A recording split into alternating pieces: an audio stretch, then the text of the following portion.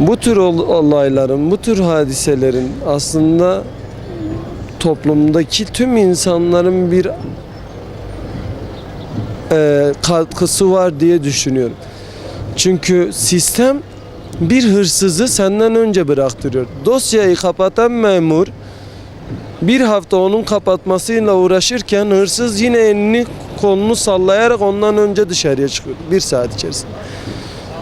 Çocuklara tecavüz edilen, cinsel istismarda bulunan insanlar bir bakıyorsun 2 yıllık, 3 yıllık bir hapis cezasıyla dışarıya çıkıyor.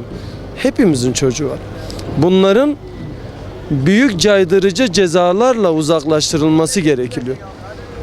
Yani bu caydırıcı cezalar nedir? Gerekirse idam edilmesi lazım. Gerekirse toplumun meydanlarına atılıp asılması gerekiyorsa onu da yapmak lazım. Soma olayı hepimizi ve tüm Türkiye'de yaşayan milletimizin hepsini gerçekten de derinden yaralamış ve üzmüştür. Bir takım işletmelerin denetimleri gerçekten de sıkı yapılmadığı kanaatindeyim. Yani en tepedeki adamın görevi değil.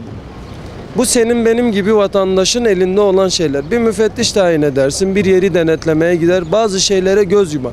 Bunu da Türkiye'deki bir başbakana veya diğer parti meclisindeki insanlara mal etmek de doğru değildir.